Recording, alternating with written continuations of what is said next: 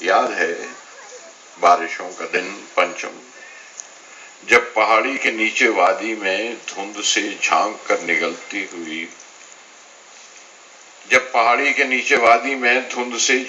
نکلتی ہوئی ریل کی پٹریاں گزرتی تھیں، دھند میں ایسے لگ رہے تھے ہم جیسے دو پودے پاس بیٹھے ہوں۔ ہم بہت دیر تک وہاں بیٹھے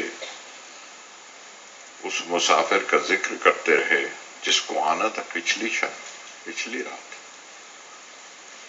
ہم بہت دیر تک وہاں بیٹھے اس مسافر کا ذکر کرتے رہے جس کو آنا تھا پچھلی شب، لیکن جس کی آمد کا وقت ٹلتا رہا۔ دیر تک پٹریوں پہ بیٹھے ہوئے ٹرین کا انتظار کرتے رہے۔ ٹرین آئی نہ اس کا وقت ہوا، اور تم یوں ہی دو قدم چل کر دھند پر پاؤں رکھ کے چل بھی دیے۔ میں اکیلا ہوں دھند میں پنچم، میں اکیلا ہوں دھند میں پنچم۔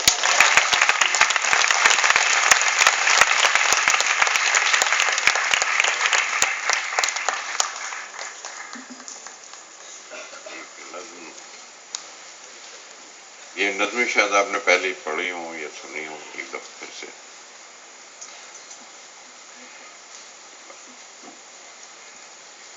جو بس چھوڑ دیں، میرے چشمہ پڑ گیا۔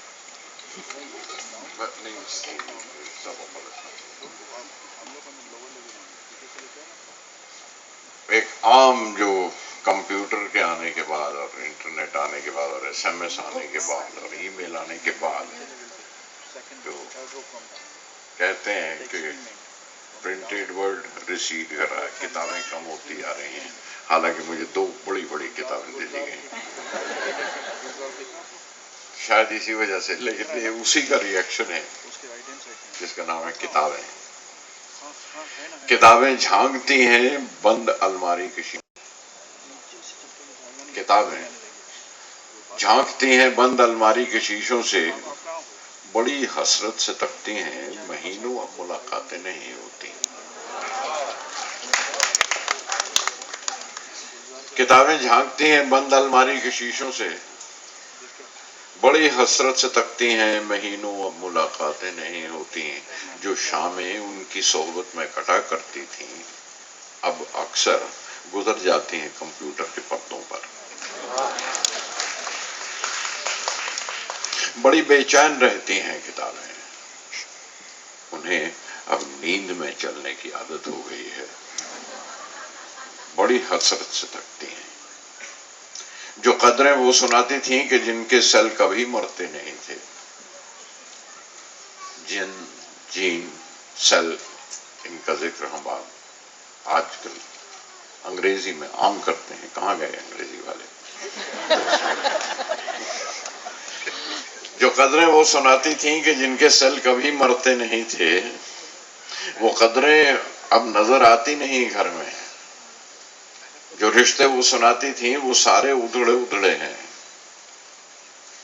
کوئی صفحہ پلٹتا ہے تو ایک سسکی نکلتی ہے، کوئی صفحہ پلٹتا ہے تو ایک سسکی نکلتی ہے۔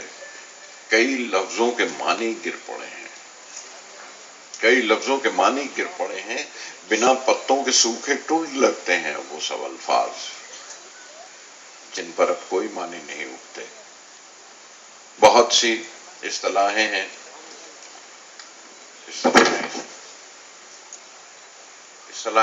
ایڈیمز، پرووربز، بہت سی اصطلاحیں ہیں جو مٹی کے سکوروں کی طرف بکھری پڑی ہیں، گلاسوں نے اسے متروک کر ڈالا، اسے ترک کر دیا ہے۔ زباں پر ذائقہ آتا تھا جو صفحہ پلٹنے کا، This is how we turn the page۔